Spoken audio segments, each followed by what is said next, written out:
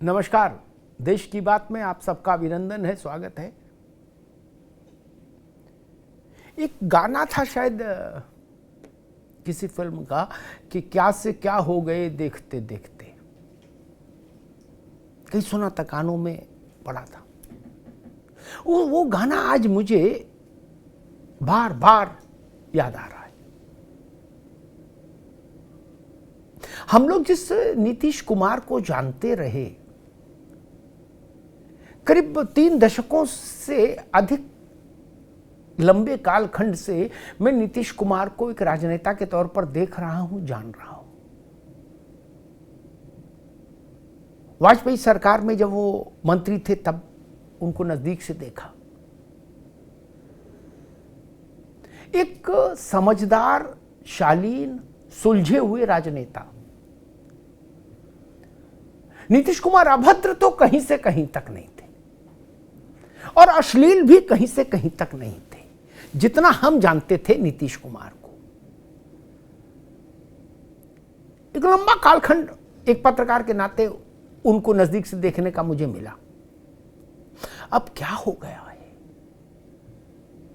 बुढ़ापे में, उम्र के चौथेपन में नीतीश बाबू क्या से क्या हो गए, कैसे हो गए? क्या एक बड़े समाजवादी नेता का अवसान इस ढंग से होगा,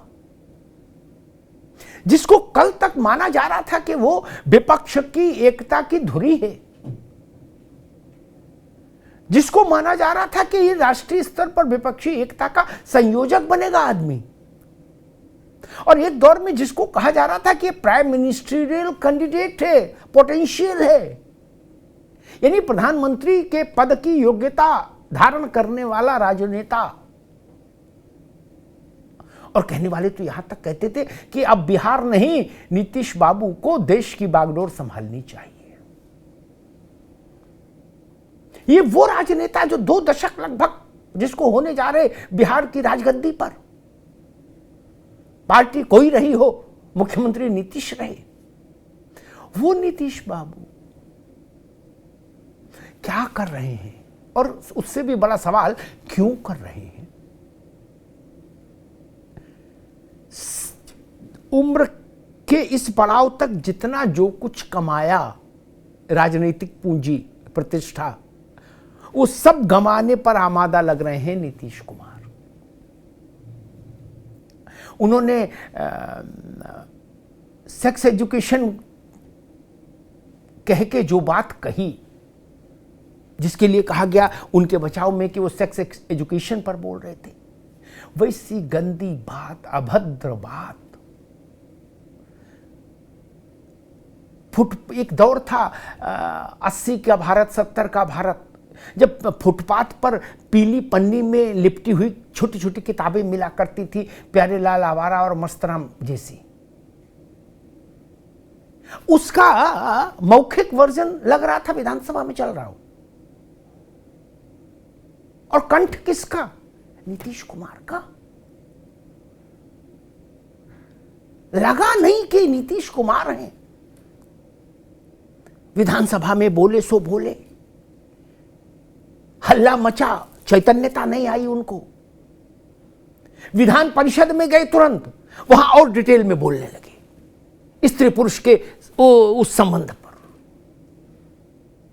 लोगों ने कान बंद कर लिए। नीतीश बाबू खिलखिलाते रहे, बोलते रहे। लगा किसी ने, बिहार में कहते ना, ऊपरी चक्कर हुआ है इनके ऊपर, भूत प्रेत आ गए। पूरब में कहते हैं कि इन्हें भूत प्रेतों ने जकड़ लिया। भैया ऐसा ही लगा कि नीतीश कुमार को भूत प्रेतों ने जकड़ लिया क्या? ये इन सेंसेस में नहीं है, इनका रिमोट कहीं और चला गया क्या? आज के दौर को देखकर वैज्ञानिक युग में कहना ठीक नहीं कि भूत प्रेत का चक्कर, लेकिन उस दिन लगा कि क्या नीतीश कुमार पर कोई ऊपरी छाया आ गई क्या? कैसे कैसे उन स्त्री पुरुष के उस अनादि संबंध की कैसी कैसी व्याख्या करने पे आमादा थे, रोके नहीं रुक रहे थे। लग रहा था कि गाड़ी ढलान पर है, ब्रेक फेल है। आज नहीं मानेंगे नीतीश बाबू, पूरा शास्त्र खोल कर रख देंगे। हाहाकारी मुद्रा होगी और हाथ झटक झटक के बोल रहे थे। और मजे की बात, कोई ध्यान दाएं बाएं कर ले तो नीतीश बाबू उसको कहते थे अरे आप भी सुन लीजिए, और ऊपर मीडिया वाले भी सुन लें। यानी वो सबसे कहते थे कि ध्यान से सुनो जो ज्ञान में दे रहा हूं। ये स्थिति। उसके बाद अगला दिन आया, 7 तारीख को उन्होंने ये देह शास्त्र पढ़ाया। फिर अगला दिन आया, हाय हाय हुई देश भर में, थू थू हुई दुनिया भर में। तो नीतीश जी ने कहा मैं अपनी निंदा करता हूं, खेद व्यक्त करता हूं, शर्म करता हूं, बयान वापस लेता हूं, लो कर लो। अब बोले मैं अपनी निंदा भी करता हूं और मेरी जो लोग और लोग निंदा कर रहे हैं उनका अभिनंदन भी करता हूं। फिर लगा कि नीतीश जी के सेंसस को कोई रिमोट पर ले लिया, बयान वापस ले लिया, दुख है। यहीं तक बात ठीक थी। बोले मैं अपनी निंदा खुद करता हूं, जो मेरी निंदा कर रहे हैं उनका अभिनंदन करता हूं। फिर 9 तारीख आई, ऐतिहासिक अवसर बिहार के लिए, सामाजिक न्याय की ताकतों की एक बड़ी जीत। आरक्षण को 50% से बढ़ाकर 65% तक ले जाने वाला प्रस्ताव लेकर आई सरकार। इतिहास बन रहा था। नीतीश कुमार ने प्रस्ताव रखा। अच्छा भाषण देते तो इतिहास में दर्ज हो जाते, लेकिन वो इतिहास में दूसरे कारणों से दर्ज हो गए नीतीश जी। और जो एक बड़ा क्रांतिकारी पड़ाव था बिहार की राजनीति का, आरक्षण की सीमा में बढ़ोतरी, वो उस दब गया। और नीतीश कुमार लड़ गए, उलझ गए अपनी ही उम्र जैसे जीतन राम मांझी के साथ। बिहार का दलित नेता, बुजुर्ग नेता, कई दफा का विधायक, कुछ समय के लिए मुख्यमंत्री। बस यूं कह लीजिए कि सड़क छाप गालियां ही नहीं दी नीतीश बाबू ने जीतन राम मांझी को सदन में, बाकी सब कह दिया। जीतन राम मांझी को 7 पुश्तों तक याद रहेगा अपना ये सम्मान समारोह जो विधानसभा में नीतीश कुमार ने उनका कर दिया। तू तड़ाक बोले ये भी अपने को कहता मुख्यमंत्री। अरे क्या है इसकी हैसियत, हमने बनाया इसको मुख्यमंत्री, हमारी गलती से ये मुख्यमंत्री रहा, और ये भी अपने को बोलता कि मुख्यमंत्री है, कोई सेंस नहीं इसको। तू तड़ाक की ऐसी भाषा जिसकी कुछ सीमा नहीं। सब हतप्रभ थे उस दिन भी सदन में, जैसे 7 नवंबर को हतप्रभ थे उनके देह शास्त्र के अद्भुत ज्ञान पर, वैसे ही 9 को हतप्रभ थे उनके जीतन राम मांझी के खिलाफ। ऐसा लग रहा था कि नीतीश कुमार के कंठ से तेजाब बह रहा है, तेजाब शब्द नहीं, तेजाब आ रहा है, इतना जहर। उसके बाद बिहार में कोहराम है, देश भर में हलचल है।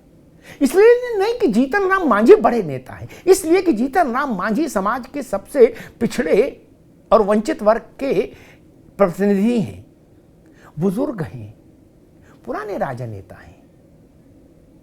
और बुजुर्ग हो या नहीं हो, दलित हो या सवर्ण हो, सदन के भीतर किसी सदस्य को इस तरह अपमानित नहीं किया जा सकता।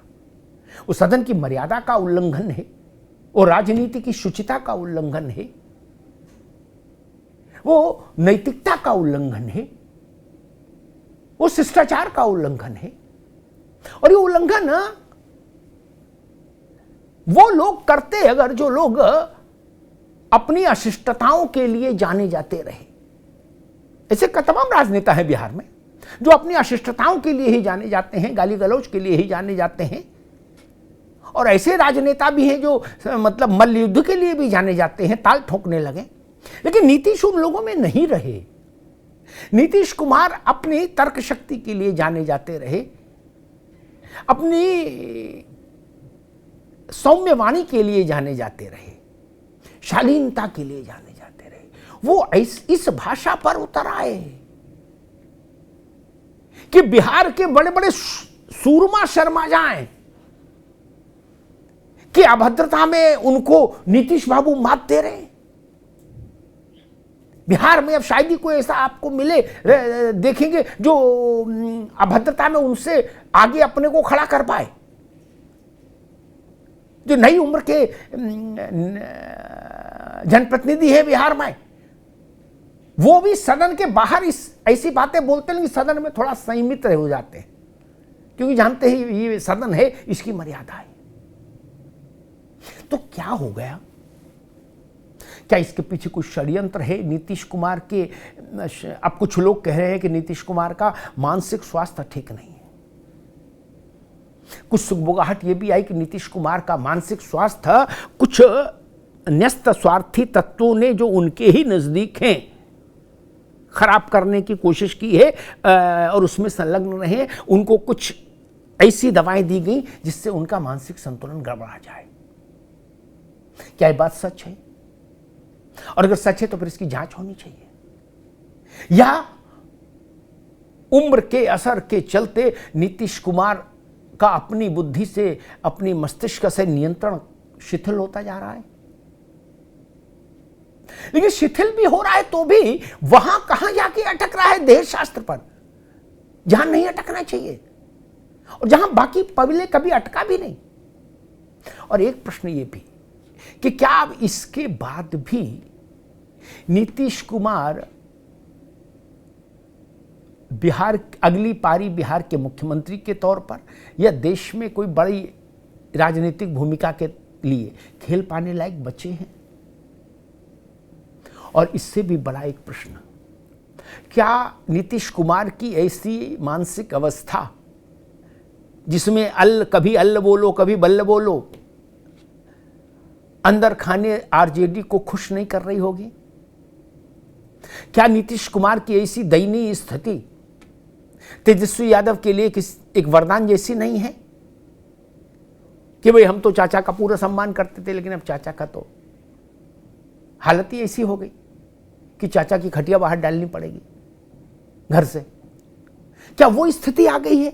राजनीतिक वानप्रस्थ में जाने का समय आ गया नीतीश बाबू का? कभी आप राजनीति में मन से वानप्रस्थी नहीं होते। राजनीति में परिस्थितियां आपको वानप्रस्थ देती हैं। राजनीति की यही खूबी है। नेता खुद कहां रिटायर होता है, परिस्थितियां उसको रिटायर करती हैं। क्या नीतीश कुमार के जीवन के लिए वो परिस्थितियां पैदा हो गई हैं कि अब उनको राजनीति से संन्यास ले लेना चाहिए? और क्या 2024 का लोकसभा चुनाव और उसके तुरंत बाद 2025 में बिहार विधानसभा का चुनाव, उनमें नीतीश कुमार अपनी किसी बड़ी भूमिका के लिए सक्षम हैं अब इस मानसिक स्थिति के साथ? मान लीजिए वो किसी चुनावी जनसभा में हों और उनका मन भटक जाए और फिर वो देह शास्त्र पर बोलने लगे, लड़का लड़की पर, तो क्या दृश्य बनेगा? जनता तो झूमने लगेगी, कुछ दुख से भाग जाएंगे, कुछ सुख से झूमने लगेंगे। तब बड़ी स्थिति विचित्र हो जाएगी। एक बड़े समाजवादी नेता का इस ढंग से पतन दुखद है। नमस्कार।